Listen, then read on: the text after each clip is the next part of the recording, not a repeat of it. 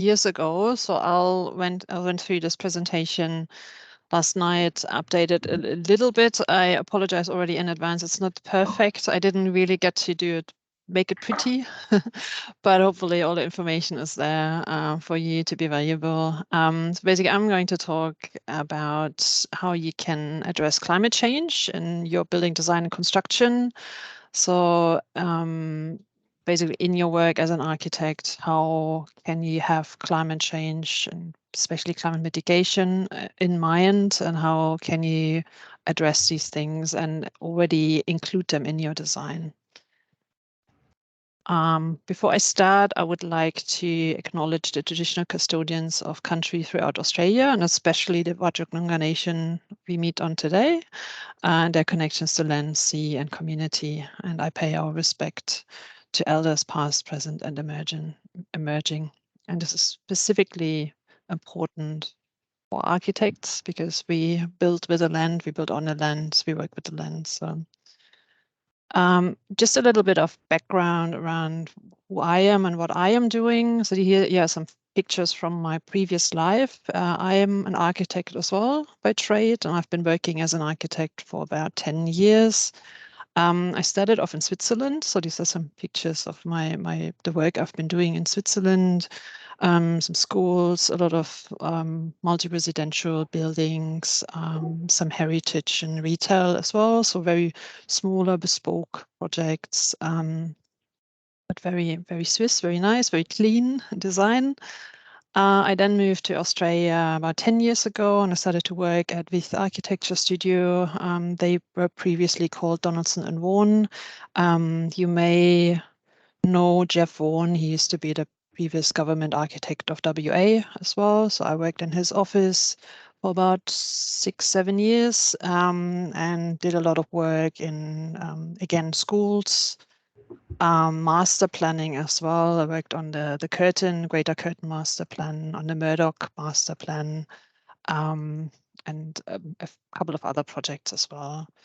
And then I decided to take a different path and to get a little bit out of architecture and do something else, because I've been really passionate about environment, about sustainability, and especially around climate change, because it's such a big threat and such a big problem we have at our hand that I really wanted to be part of the solution. And I felt as an architect, I can do things and I can be part of the solution, but I wanted to do more. So I started to work for a company called Cundall. See it here, Cundall, Cundal. And Cundall is a global engineering company, and I started there to work as a sustainability consultant. So Cundall basically does a lot of different building services, civil engineering, structural, building services engineering, but we also do sustainability here. And our team here in Perth, we only do sustainability consulting. So what does that mean in the built environment, and what does it have to do with you? So basically, whenever you have a building project, you will have a sustainability consultant on board to do things like compliance. So with the National Construction Code, we would be the people who do thermal modeling, look at how much energy a building is using, which type of insulation would you need, which glazing, and so on and so forth. And then we can take it further and do green ratings, things like Green Star, and a lot of other items. So this is how I started in this world. By now, so I've been doing this for about 4 years now. So by now, our team here in Perth looks a bit like this. So it's a 3-tier sort of approach. So basically, we split it up into 3 sections. So the first one is what I just mentioned, buildings and master plans, where we do the ratings. We also do briefs, so where we work very early with clients and work on the brief, so on the what the client wants from a building with them in terms of sustainability. But then we actually have a team now completely separate who looks at existing buildings, what to do with them, how to change them, how to upgrade them, how to improve them. And my stream of work now is this one here, where I work more with organizations, more on a strategic level. So where we look at climate risk impacts, reporting, but also net zero carbon trajectories and sustainability strategies. And in this space, we work a lot with government. We work with Department of Communities, for example, at the moment on a strategy for them. So it's a very exciting space to be in. So that's a bit about me. Now I'm going back to very core principles, and my apologies if you know this already, but I thought it just good to sort of start start from scratch and go back to basics. So what actually is sustainability? And there are a few definitions for that. The most common one is meeting the needs of the present without compromising the needs of future generations. And you can apply this to the environment, but you can also, for example, apply this to financial sustainability. So basically, whenever something isn't used up, it keeps being consistent and keeps being resources, keep being available to future generations. In terms of what I am doing, sustainability in a social and environmental sense, I really like the definition of the triple bottom line. And the triple bottom line basically means there are three aspects to it. So you have environmental aspects. So you have that big sort of space that is the environment, that's our planet, that's the air we breathe, that's the land we walk on. Within the environment sits society. So we're looking at social impacts, how society functions within itself. So is it fair? Is it equitable? Is it a good society or not? But then also, of course, the aspects between how does society interact with the environment. And then the next level of this is the economy. So the economy then sits obviously within a society. So without society, you don't have an economy, and without the environment, you don't have a society. So it's a bit this tiered approach. And in my work, we also look at economic impacts. So that's the triple bottom line, and that's what we're looking at. So when you hear sustainability, it's not necessarily just environment, it's also other things as well. In terms of sustainable frameworks, there are a lot of different frameworks around, and if you want to learn more about it and want to understand more about it, I recommend to have a look at the Sustainable Development Goals. These were defined by the United Nations in 2015, I think, which basically set out a framework for what sustainability means in a global sense.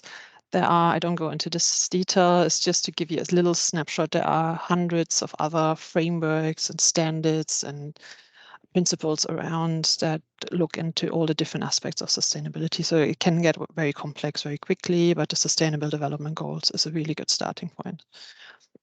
So now climate change, how does that sit in the space and why is it important? I assume you all know what climate change is and what the impacts are roughly. This is a graph, it ends 2018, so it's a bit older, but you get the gist of it. So climate change means a global warming with lots of other impacts as well. We've been seeing consecutively the hottest years and since we basically measure temperatures on the planet. It's getting hotter and hotter and hotter, and with that we have very severe impacts, especially here in Australia. This slide is still from when I did the presentation last time in 2021. So, but nothing has changed. Things actually became worse since then. So we still have severe bushfires, droughts, floods, and lots of other impacts. So, and the more we move forward, the more we see that we really need to do things around it, and really need to act on climate change. In broader terms, when we say acting on climate change, we look at two principles. One is mitigation, one is adaptation. Mitigation means that we reduce greenhouse gases from being emitted. So that's basically the area where you look at the carbon footprint and you try to reduce the carbon footprint and try to avoid the release of greenhouse gases and carbon. Climate change adaptation is somewhat parallel to that because, as I just mentioned, we already see a lot of impacts of climate change. So adaptation basically looks into, okay, we already are in trouble. We already see the impacts. So how can we adapt to a changing climate in the future? And this also comes from, even if we stopped all carbon, all greenhouse gases released into the atmosphere tomorrow, we still would see more impact. We still would see more impacts from climate change in the future, in the future a few years, because there is a lag, there's a delay in response. So we still need to prepare for things getting worse. That's the difference between mitigation and adaptation. Today on this presentation, I will mainly focus on the mitigation part, so around carbon emissions and how you can reduce them in your building design and the building operations, because the climate adaptation part is a whole, I can probably do another three talks about that one. So it's quite complex, but today we more focus on the greenhouse gas emissions and climate mitigation. In terms of mitigation, 2015, there's a picture from some of the world leaders. Back then, there was the Paris Agreement that was signed by almost all countries in the world. I think only 2 countries haven't signed it, where basically the world and all nations signed and agreed on that climate change is a big issue, is a big problem, and agreed on keeping global warming well below 2 degrees Celsius and trying to limit the rise of temperatures to 1.5 degrees. That 1.5 degree target is already almost reached. I think in Australia, the average temperature is now about 1.4 degrees above what it should be on average. So we are getting very, very close to the 1.5 degree target. Unfortunately, we are not moving quick enough. But there is movement, so there's lots of happening. These are, again, some screenshots from 2 years ago, but a lot of things are happening. There are lots of responses. We can see worldwide, a lot of cities have signed up, a lot of governments have signed up to commit to net zero carbon. We see a big movement from investors, so people who put their money into building projects and into other the companies, that there is more and more of a conscious about climate change and impacts on climate change. So there's quite a bit of movement here in Australia, specifically in the private sector, especially around construction.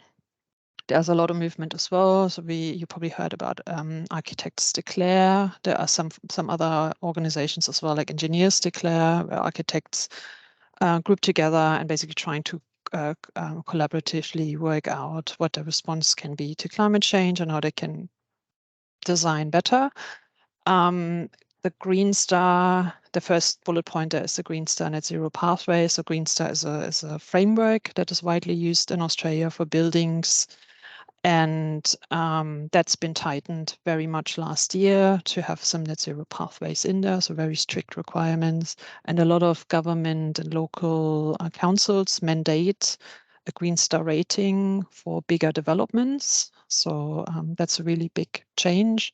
And then I have some examples of some specific companies, of Vicinity Centres, for example. That's a big company. They have a lot of shopping centres all across Australia, valued over $6.5 billion.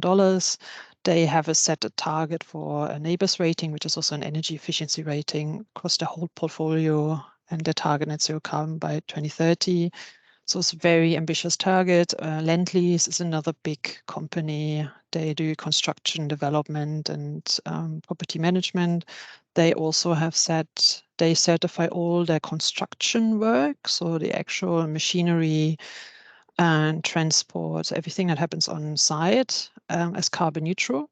And they're looking to get that to net zero. So they're really pushing for renewable diesel, for example, on cranes and on construction machinery.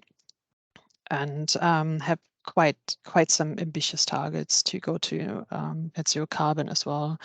And then there are a lot of sort of industry groups like the Climate and Health Alliance, just as one example. If you look at their website, they have a lot of information and within the healthcare space around climate change, and they're in different sectors. There are different alliances and associations who work collaboratively to tackle climate change. And Cundall ourselves, or my company, we have set the target that by 2030 we will only work on projects that are net zero, so that don't produce any greenhouse gas emissions, which is a very ambitious target.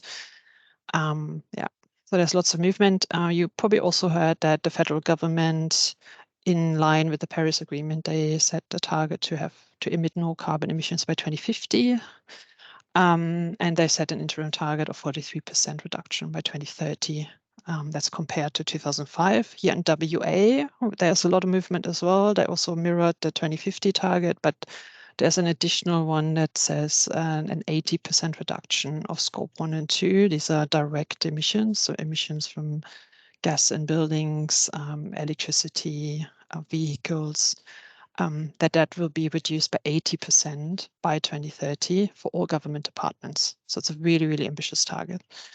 And on the back of that, they are coming up with a number of policies and guidelines and other targets around climate change and other impacts. So you can have a look at the WA climate policy if you Google that. It's a good document. There's also a policy around waste, for example, electric vehicles and lots of others. So yeah, just Google those and you will come across, and there's a lot of information and lots of movement happening at the moment within the WA government. So now going to what you are doing as an architect and what your work will be. And to start on that, I just want to do a little bit of dive into the different stages of a building. So if you look at this slide here, that's basically in a simplified way. It can be broken down a bit more further and more granular, but in a simplified way, this is something we call a building life cycle. So you basically look at when you look at the building, where does it start and where does it end? And it's starting with materials and the design of the buildings. This is where you come in, where you basically design it. The client has a brief. You design the building. You work with your consultants, and then and the council and anyone you need to be involved. But then the design stands, and you also pick the materials you want to have in your design, which is really key for this stage. Then construction, obviously, your design goes on site, it's constructed, and then we have a very long period of operations. So that materials and design and construction is usually a few years, so probably about 2 to 5 years or so. Altogether designing, constructing something. And then we have operations, which is usually should be between 20 and 60 years, so where your building stands in the landscape and is operational, is occupied. And then at the end, we have the end of life phase, which looks at things like demolition, transport, how much of the building can be reused and recycled. When you look at those 4 stages, so the first part up to when your tenants or your residents or whatever the building is move into the building, in terms of carbon emissions, it's about 11%, that upfront part. And then the main part, obviously, because it's such a long time frame, is 84%, and then end of life is about 5%, just to give you a scale. So the thing is, though, whatever you design in this first stage, so which materials you choose, how you design your building, how well it performs in terms of how much energy it uses, it will have a huge impact on how much is then carbon used in operations. So you can see, we look here at energy consumption, water consumption, waste, how much fossil fuels are burned, how much needs to be repaired and maintained. All these kind of things already should be thought about in the materials and design stage. So whether you put fossil fuels in the first place, for example, which kind of systems you put in, are they energy efficient or not? Do you reuse water, for example? So that's a big impact on that. And then looking at these stages, so basically, just going one back. So in terms of carbon emissions, when we look at building and design, so we then do look at it a bit more, even more broadly. So basically, we have that operations part here, which is operations. And then everything around it, so both materials design, construction, and end of life, is something we call embodied carbon, because a lot is around that is around the energy that is needed to produce materials, construction materials. So that's embodied in the material. That's why it's called embodied carbon. So just in terminology, we have operations, the big blue bar here, and the other two are embodied carbon. When we now compare embodied carbon, you can see here a little graph. So this is 2020. Embodied carbon is that blue bit here. And operational carbon is that orange bit here. So that refers to that 84% I showed you before. So that would be 84% here, and then 16% is embodied. So that's the materials you use to construct and the construction work itself. Obviously, the big chunk here is the 80%, but a lot of this comes from electricity that's used over the time the building is operated, and electricity gets better and better and more renewable. So we basically will see a drop in carbon emissions from those operations, which will then mean by 2050, the percentage weighting embodied carbon versus operational carbon will be very different. So, and that's where you come in. So basically at the moment, we're looking more at what type of energy goes in a building, is it green or not? But once that's resolved and it's on the path to be resolved, we then come down to really, really have a close eye on what materials have been used in the building. Can they be reused? Can they be recycled and all that? So yeah, these two graphs here show this a little bit. So you see that big part here is operational, but then that shrinks by 2050, and then embodied carbon becomes really important.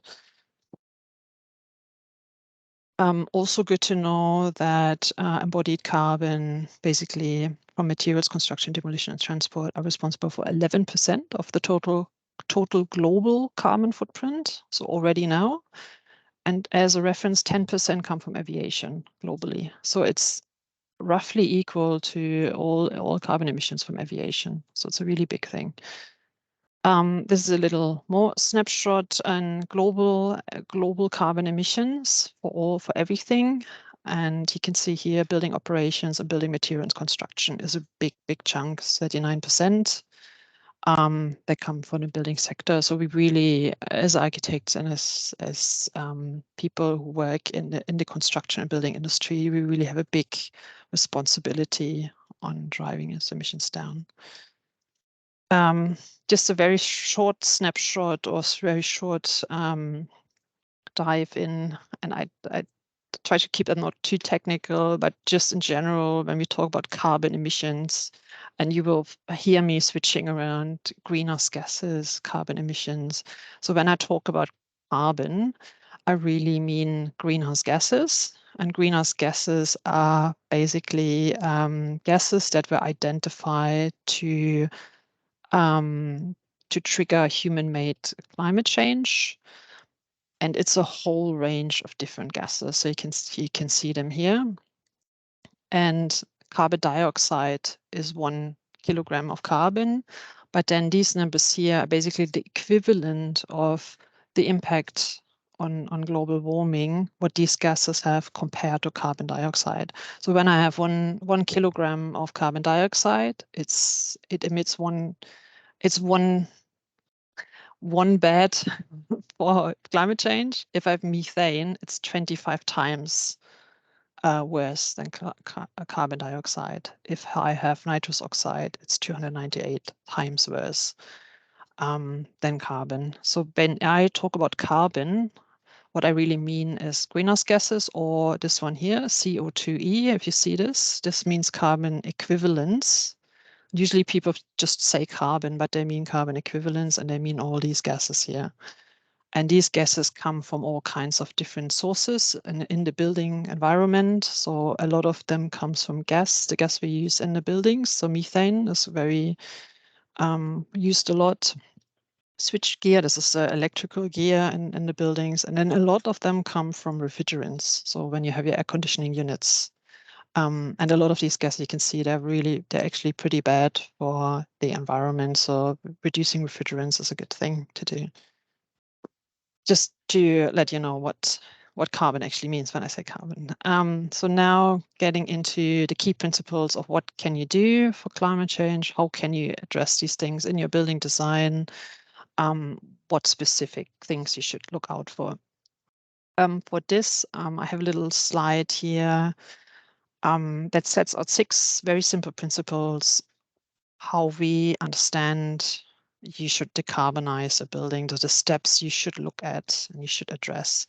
And you can see here there's a little legend here. So purple is the use of natural gas, blue is electricity, green is other, and then blue is materials and construction. So if we look, this is a standard building, so nothing changed there. This is what a typical building would be today. So the first thing we want to do is phase out fossil fuels. So don't use any gas, any natural gas and space heating for hot water or cooking. Second is efficiency. So basically reducing that blue line here, which is electricity. So make the building as efficient as possible and using as little electricity as we possibly can. Then the third one is where the blue part basically drops out, because that's the part where you power your building 100% from renewable sources. And renewables means it can be solar panels on the roof, but it can also be that you purchase green power. So you purchase renewable power off-site. So we call this on-site and off-site. So on-site are your solar PV panels on the roof. Off-site is if you go to Synergy and say, I want to purchase green power, which is then linked to a big solar farm or wind farm somewhere. And then the third one is the lower upfront carbon. This is where the materials and construction part comes in. So basically where you really look at your materials, what materials are used, how much carbon do they emit. And the last very, very tiny bit at the moment we still need to do is offsetting with nature. So offsetting is basically investing in projects that balance out the remaining carbon, because there are still some emissions we can't really reduce. But in overall, these are the steps you should look at. For this talk now and from the following slides, I will focus on highly efficient, because that a lot of this comes from the building design, and then also to build with lower upfront carbon, which is the materials parts you're using. That's why, just in case you wonder, that I don't talk a lot about solar PV cells and things like that.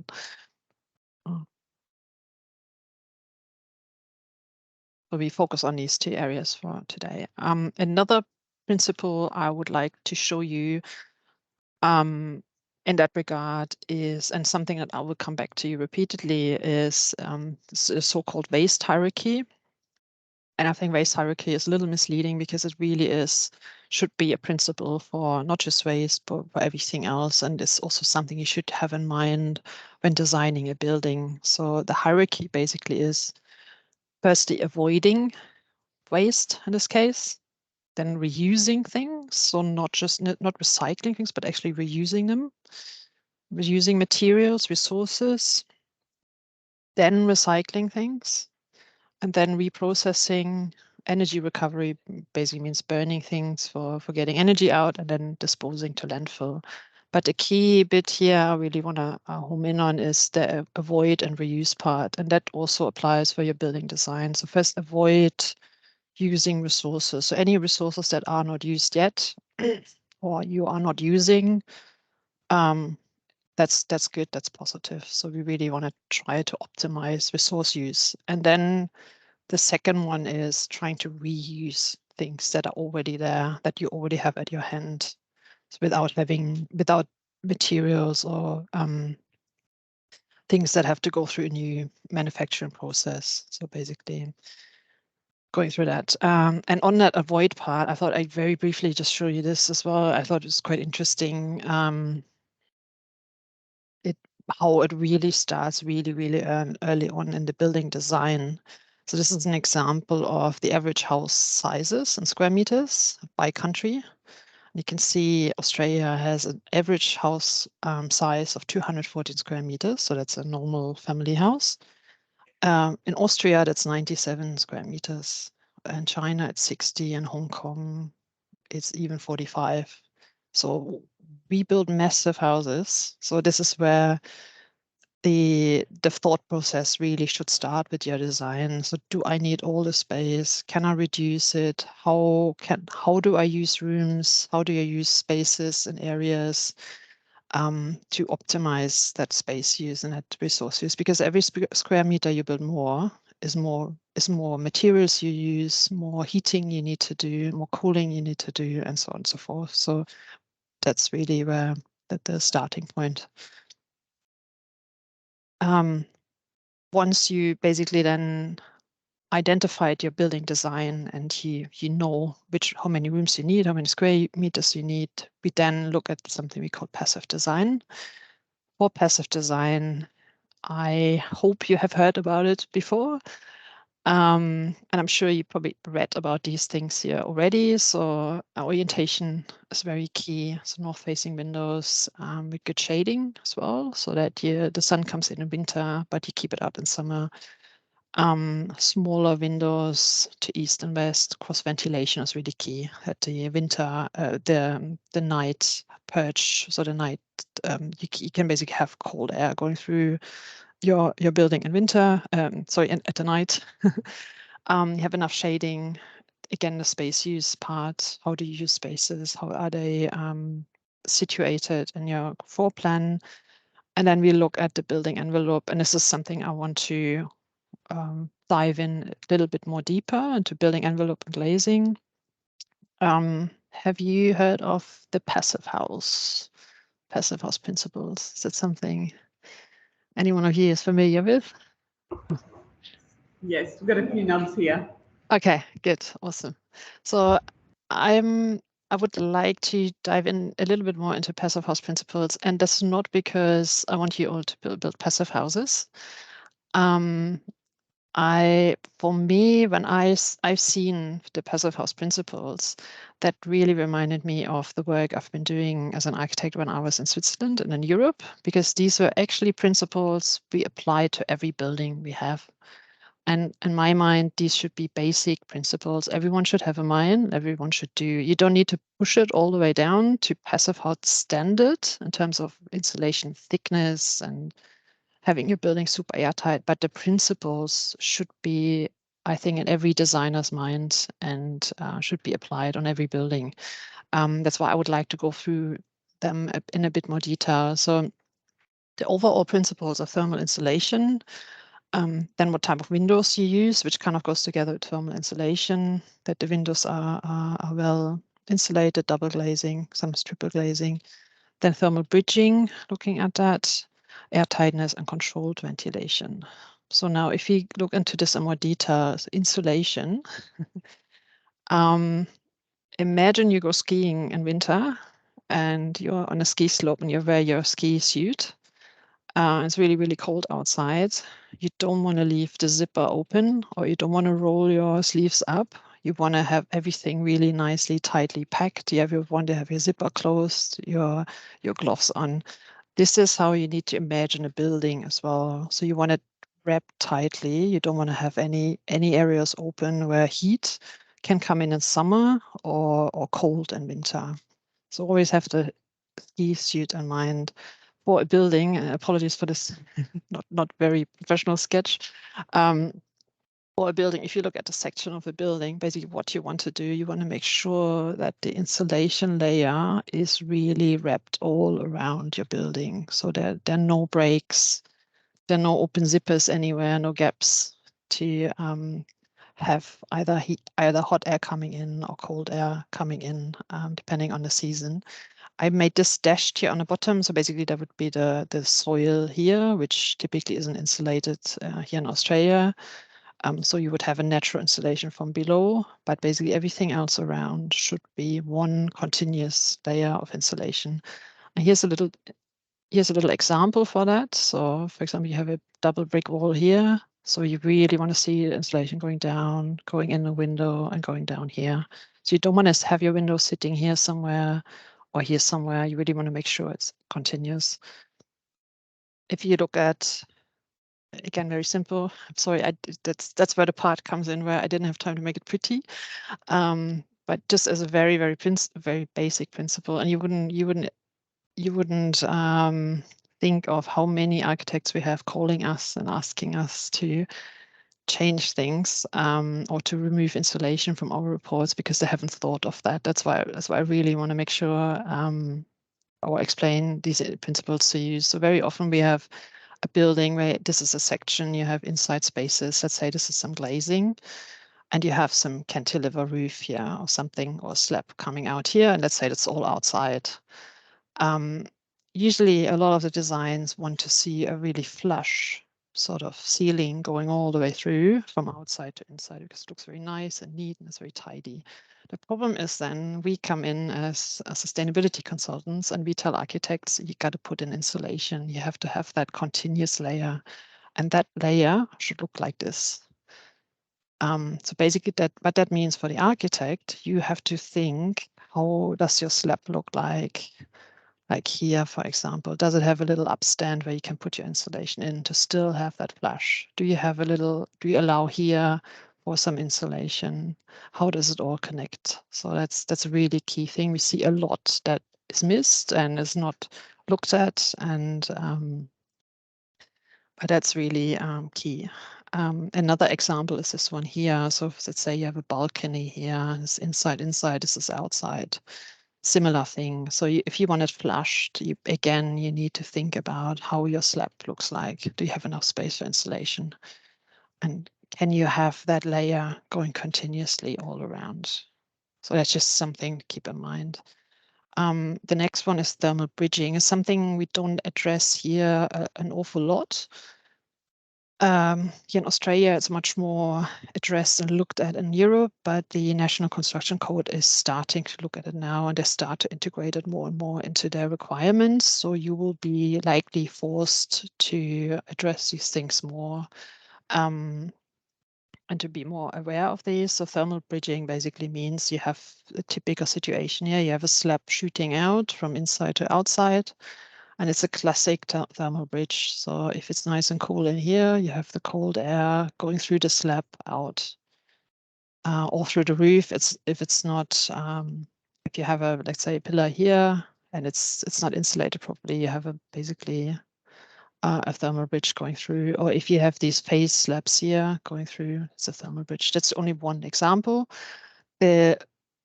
The thing they do in Europe, we don't do this here because it's still fairly expensive, but I expect this will be coming eventually, is basically what the correct way would be. You have your insulation layer and then you have that slab balcony, which is divided here. It's broken up with a sort of thermal break. So basically it puts a break in here that restricts the hot air to go through your slab and go out. So either hot air or cold air, depending on the season. So that would be the ideal way to do it. That's fairly rare at the moment in Australia, but something to keep in mind. And then the last one in terms of passive house principles is air tightness and ventilation. We often get this argument that if you look at passive house and you do buildings too airtight, that there's mold and you can't breathe and people suffocate. But the key here is that it's about controlled versus not controlled ventilation. So basically, if your curtains look like this and you have your window closed, that's not good because you want to control how much air comes in. You want to be the guardian of opening the window or not, and how much cool air and warm air you want to get into your building. You don't want it zip through gaps and cracks and under doors. So that's what it really is, and what you really should have in mind when you design your details in your building. And then lastly, one item as well you should look at is glazing. So one problem we have a lot where we really struggle to make buildings compliant together with architects, it's too much glass. So I see a lot of glass is used, and first of all, it's usually doesn't really work in terms of usage. So people often have the blinds down because it's actually too bright. But then we have a big issue with energy coming into the building and heating the building up. And so I really recommend to look at solutions where you don't have full glazing from top down, top to bottom. And there are a few examples. I know that's not the prettiest one, and it's a very engineering example, but basically really think of playing closed envelope versus glazing, because if you look at your building envelope, that's the glazing is the weakest point and the most expensive point. So if you have to put a lot of double glazing and triple glazing in, it gets very expensive. So it saves you money to do less glazing, and it's also usually better for occupants because it's less glary and they can control the temperature better. And that's quite a good example for good glazing. So that's a ratio we want. We want about 30 to 35% of glass compared to the wall ratio. And you can see it's still very bright, it's still a very nice space. And that would save you an awful lot of energy you would need in the building to cool it and heat it. So the second part of this discussion or this presentation, as I said before, I will also want to dive a little bit more into materials, which materials you should look at and choose.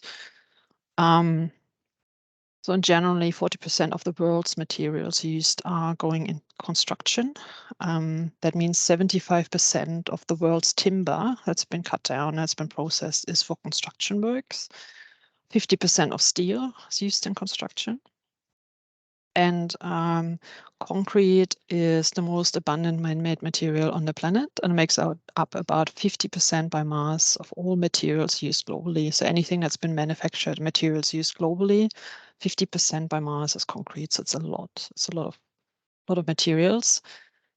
And shockingly, 10 to 15% of construction materials become waste even before they see a building. So they're never built into a building. They never actually see being used. They're thrown to waste straight away because they're offcuts or faulty or wrong products or whatever, multiple reasons. But basically 10 to 15% of the materials you choose for your building often goes to waste straight away with the wrong practices. And 91% of buildings in general are demolished before they reach the end of their servable life. So a lot of buildings are actually broken down before when you could still use them. They just don't fit anymore in terms of what the clients want, how they are supposed to be used. So and this is where you come in, where the thinking comes in of let me jump one further. So where you are on the early materials and design stage here, but what you really should think about is also that end of life part. So really, what happens at the end of the life of the building? What happens if I build a big multi-residential tower and 5 stories of that are car parking? So what's going to happen in the future? For example, we see a few examples now where people build car parking levels a little bit higher, just 20, 30 centimeters higher, that they can then later be turned into apartments as well, for example. So really allowing this flexibility and thinking about, yes, I build a multi-residential building, for example, but could it potentially also be used for something else? And how easy would it be to adapt it? Same with offices. For example, you build an office building. So really have to think about how could it be used in the future and how easy would it be to change that? Okay, yeah, I'm not sure why this slide is here, but So embodied carbon, basically, when we talk about materials, again, this is outside of that operational phase. So we talk about the design part. So I'm sure you all know, different materials have different impacts in terms of carbon emissions. Here's a little snapshot of carbon emissions for 1 cubic meter materials used. You can see aluminium is pretty bad, uses a lot of carbon emissions. Steel is pretty bad. Concrete doesn't look too bad here, but overall it's still, because the masses we use just a big amount of concrete. And then we have CLT here, that's timber. That's a little bit debated at the moment, how much timber is reducing in carbon emissions, because really you see it's even a negative, because when timber grows, when trees grow, they take in carbon. But it's really, a lot of this really depends how it's used at the end of its life. So will it be reused or will it be burned? Because if it's burned, it just will release the carbon again, and then you don't have a negative. So that's a bit debatable. Regardless, it's a somewhat renewable source, timber, so it's better than using minerals and metals that are not endless. In terms of concrete, if you look at concrete, so this is, let's say, a kilogram of concrete, about 14% in the concrete is cement, 79% are aggregates, so sands and coarse aggregates, 7% is water. If you look at 1 kilogram of carbon in that concrete, 97% is from the cement. So 97% of the carbon in concrete is from those 14% of cement here. And then aggregate and water is fairly small. So key and concrete really is to reduce the amount of cement used. And there are a few solutions and there are a few new products you can use. For example, something like a fly ash. So you can basically replace cement with fly ash. We've seen replacements up to 50-ish%, where basically 50% of the cement is replaced with something else. It depends a bit where the concrete is used and how structurally sound it needs to be. But it's definitely worth for concrete to have a look at the supplier websites. So if you, for example, look at Holcim or Boral, the big concrete manufacturers, they actually have a big range of sustainable products, low carbon products. They actually do really a lot of work on that front and really try to streamline their products, because otherwise concrete would be phased out because it's not really low carbon, but they really work on getting it low carbon as much as possible. So have a look at their websites. Also have an eye out for information sessions or webinars from them. I could certainly recommend that. Then a second one is steel. So again, no brainer, reusing the use of steel. So really you can either replace it with more sustainable materials, or you can also optimize the structure. So trying to reduce less. For this, I really like this picture here.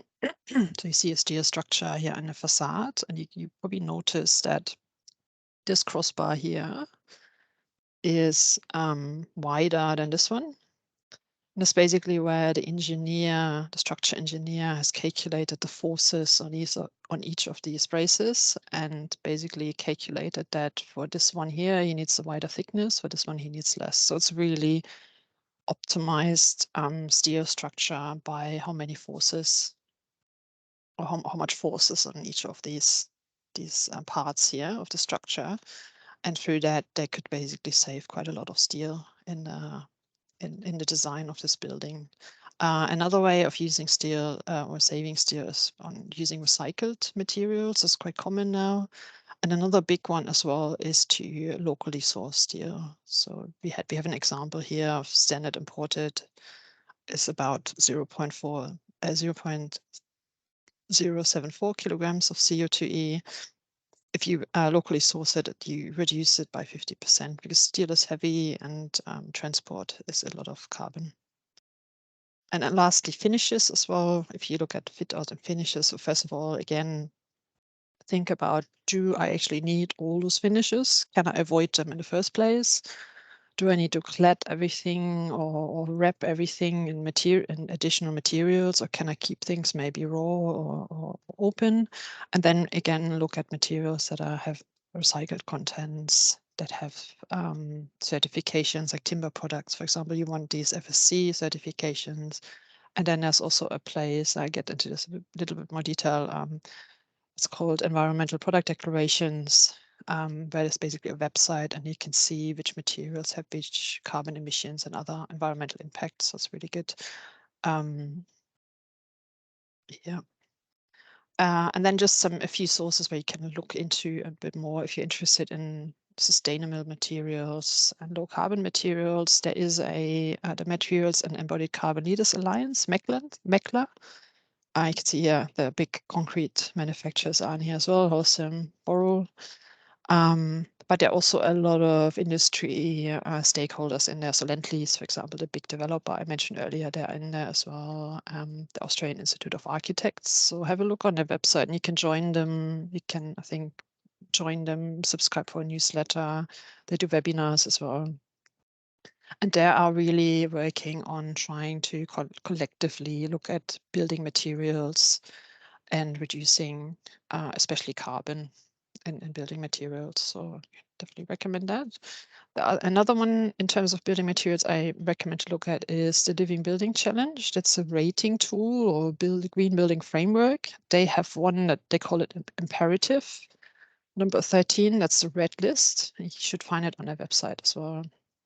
And the red list basically lists a lot of different chemicals that should not be contained in the building materials you are specifying. And some of them are very difficult to phase out. So things like PVC, for example, it's very hard to build a building without any PVC in there because a lot of materials would have that. This is more relating to health impacts and other environmental impacts, not so much carbon, but definitely gives you a good idea how good material selection can look like for a building. And then thirdly, on the back of that green list, red list, Fraser's Property, that's a big property developer. They have actually set up a website called Green Sheet, where you can search for different products, and they meet these requirements here from the red list. So if you're interested in that, have a look on that website as well, what type of materials they pick there. And lastly, I already mentioned EPD Australasia. So have a look on their website too. EPD, they basically certify products that went through a process where they assess the environmental impacts, including carbon emissions, but other things as well. So, and then when a product goes through that and when they meet all the requirements, they then certify an EPD, Environmental Product Declaration. So that's a good thing as well. And you get a good idea of what kind of products are on there if you go on the website. So back to this again. I already mentioned this before, but I actually put the slide up again because I wanted to point you to this part here. The UK has, there are some guidelines of the UK Waste and Resources Action Programme. They're quite old now. They also have a website, but I really like those 5 principles, which very much tap into your process as a designer. And also tap into the things I've said before. So designing for reuse and recovery. So how many materials you use, and even the whole building you design, how much can you actually reuse and recover at the end of its life. One that taps into the materials waste part, so cut-offs and things like this. There's a lot of waste happening for materials on the construction side. Also a lot of packaging that's thrown away. So basically, if you can design for offsite construction, so prefabrication in the factories, that's been seen as much more efficient and much less materials intense. Materials optimization, this is again that part where do we need to use all those materials? Can we optimize them a bit more? Thinking of that steel structure, for example, or thinking about facades where you have cladding and multiple different materials your facade is wrapped in. Can you maybe design it in a way that you don't need all that cladding and all those different materials? So can you optimize this? Then waste efficient procurement. This is again has to do with transport and packaging, and then deconstruction and flexibility is what I mentioned before. Is it, can you deconstruct the building, but also is it flexible for new users? And then I shouldn't do a talk about building materials and not mention circular economy. You probably heard about this before, the phrase circular economy. Yeah, I see some nodding. So I don't dive into this into too much detail. There is the Ellen MacArthur Foundation. I recommend to look on their website as well. They do a lot of work on circular economy, Ellen MacArthur Foundation. So called, and basically circular economy means we have linear economy here where everything gets thrown out, recycling where somewhat things are reused and recycled, but then still a lot gets thrown out. And the ideal is to any resources we mine, we take out of the ground, any trees we chop down are basically endlessly reused and nothing is thrown away. This is a bit of an ideal, and it's a bit utopia at the moment, but this is the ultimate target when looking at materials and resources. So in summary, I just put up this little, I apologize, there are lots of graphics and things. I hope it's not too dry, but I put up this little pyramid here, and actually it should be upside down. But I think you still you still get what I mean with this. So we start here at the bottom, and this pyramid shows you a little bit of a hierarchy as well, how you should tackle designing a building and setting out a building. So we start here on the big base, the passive design. That's that part we talked about before, the installation, the glazing, the passive house principles. So that's the really big chunk with which you can take out a lot of carbon emissions, but you can also make the building much more energy efficient, water efficient, and reduce costs for residents or for occupants as well. Then the next part is energy efficiency, where you look at your building systems. So how efficient are my systems? How much air conditioning do you need? What type of air conditioning do you have? And a big key here is the use of fossil fuels. So no fossil fuels in the building, no gas for heating, no gas for cooking or for hot water. And then only then you started looking at renewable technology. So that's then where you put your solar on the roof or really look at other technologies. And then the way the smallest part here should be offsets, which should not really be an option, but it's a very, very small portion. But with passive design, and you can see here, so the further you go up the pyramid, the more expensive it is.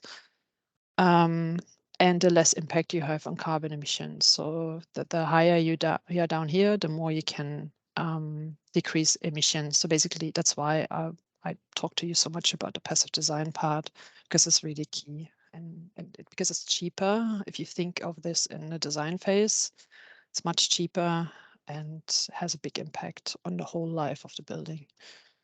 So just to summarize, generally the design concepts, again, optimizing your space, looking at the orientation, the sun orientation, cross ventilation, shading is important. Then when you detail your building, think of the passive house principles. So the continuous insulated envelope, good insulation glazing all around. Think about thermal bridges and also control the ventilation. So make sure it's all airtight as much as possible, no gaps or open areas. Less is more in terms of glazing. And then also, of course, plan in renewables, so where you can so allow space when you design your building, allow space for renewables like solar PV. Then in terms of materials, if you look at materials, so optimizing new material use, so use as little new materials as possible and reduce as much as possible. Also avoiding things again, and then reducing steel and cement use if you can, and then think about what happens at the end of the materials and or the building's life. So can you take a material out and reuse it somewhere else, or is it all glued together and you can't really do anything with it? And then those 5 principles again here I went through before. Then I have a few case studies. I've run a bit over time. I hope that's okay. These are again from 2021. I didn't get to update them, but they're still valid. So some case studies you can look at is the Sustainable Buildings Research Centre in New South Wales. That's part of a university building. That's quite up there still in terms of passive design, but also has a big solar array up here. Rainwater harvesting. So basically, it's a very independent building. This is the energy consumption we modeled. And the energy consumption and generation. So you basically can see here they consume, so they use in the building in terms of electricity, they use 113 kilowatt hours, but they actually generate more than double than that. So because they really maxed out solar PV, but they also really applied these passive design principles. So you can see here the big shading roof. They have the sloping roofs to let out the hot air at night, and there are a lot of passive design principles that were applied that basically drive the consumption down. And from this part they generate, they can then feed electricity into the rest of the campus where this building stands. So it's a pretty cool building. Then Barangaroo. That's a big new development in Sydney. I think the second or third tower is on its way now. That's also very leading, has a lot of sustainability credentials. There's a lot of information published around it as well, if you want to look at that. And then one I can recommend, this is from Fraser's Property, where I showed you the website before with the red list materials. So the same developer, Fraser's, they basically set up this website on the back of this project, which was one of the first, maybe even the first Living Building Challenge certification. They are saying that it's the world's most sustainable shopping center, and it is pretty cool. So they have a lot of solar again, but also they work with something called biophilic design. This is again would be another lecture, but a lot of greenery, a lot of natural materials, and then a lot of other items there. So definitely can recommend this. And then here in WA, we have the White Gum Valley, and there are lots of other examples as well. But White Gum Valley is probably a really good example for how you can build more sustainably and how you can build better. And that's been developed by Development WA. So if you look on their website, you will find some more information as well. And then very briefly, this is also, I haven't updated that, but it's also still up to date. So a little bit further reading if you already did a few references to websites, but I can definitely recommend the World Economic Forum. This is from 2020, the Global Risk Report. They do this every year, the Global Risk Report, which maps out what are the risks in general on the global economy. It's quite an interesting read because climate change is always right up there. There's also a portal from the World Bank, which has data. So it's pretty cool. If you like data, you go on there and play around a little bit. You can filter the data by countries and by lots of different data points. It's quite interesting. And then there are a few, the Building Council of Australia, they have a few guidelines around zero carbon. The UK Waste and Resources Action Program I already mentioned.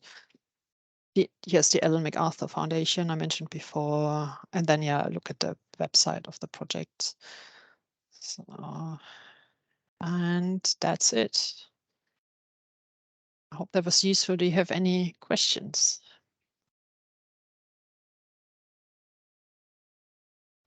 Sorry, I'm just taking us off mute. Thanks, Madlen. That was fantastic.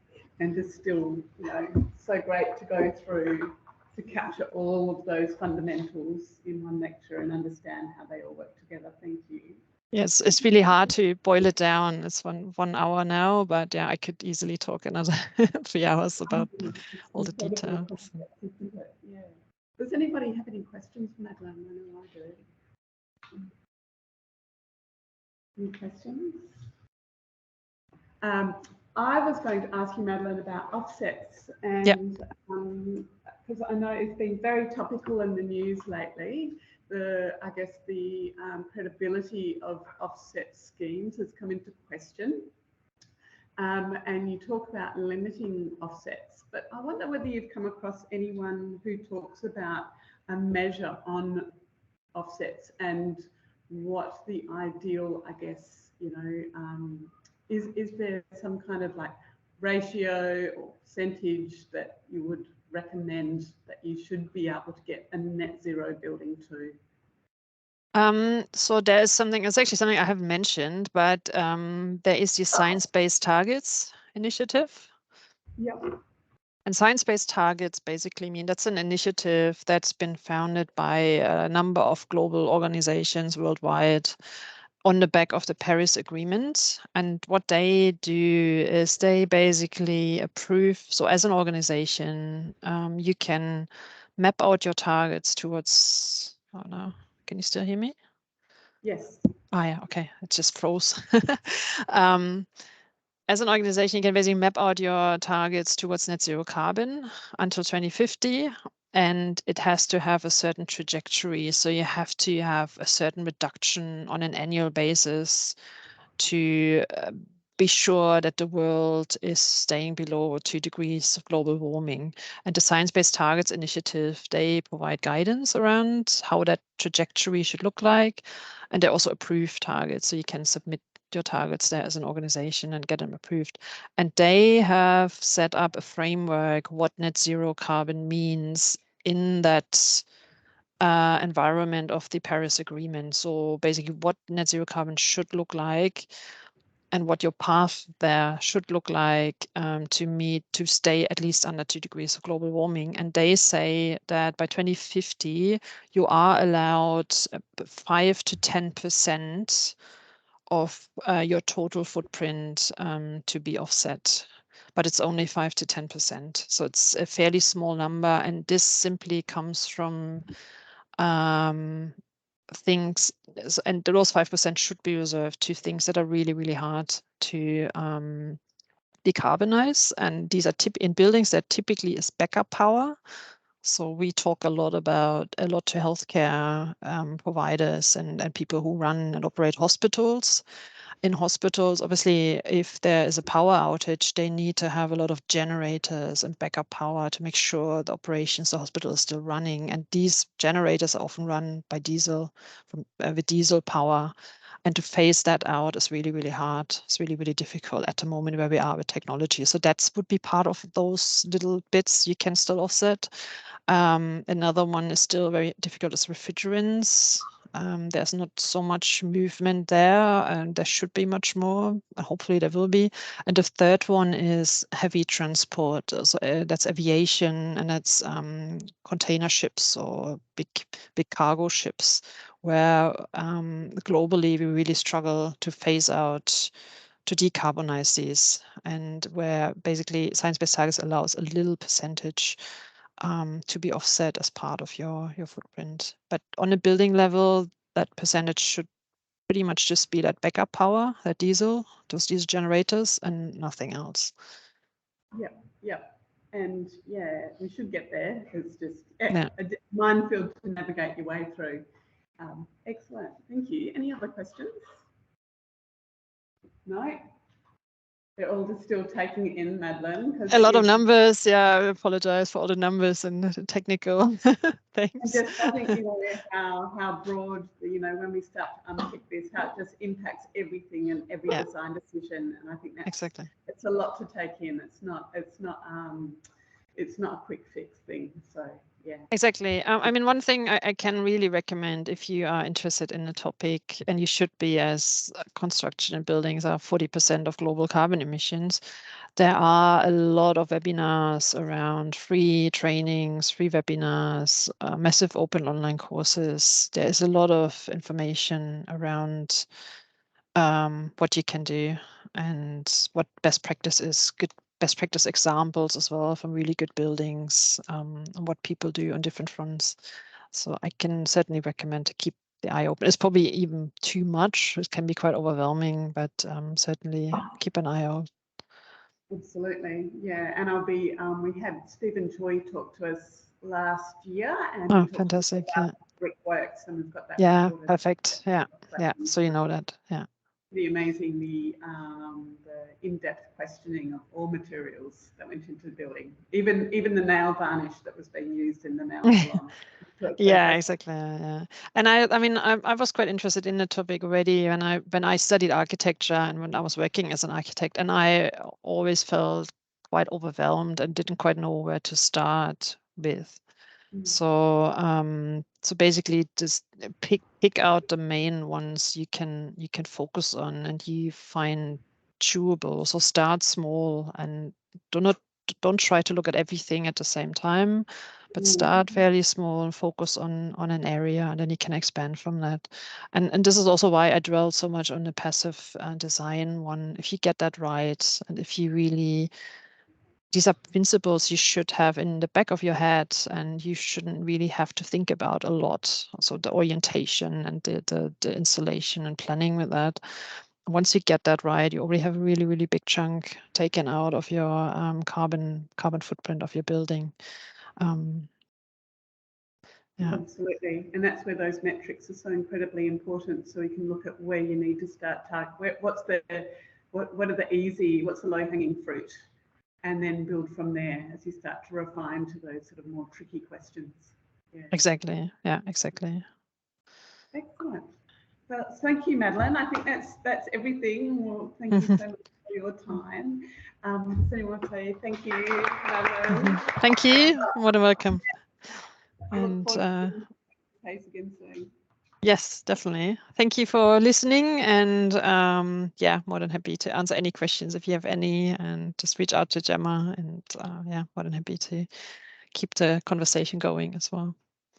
Excellent. Thank you very much. Thank you. Chat soon. Bye. Bye.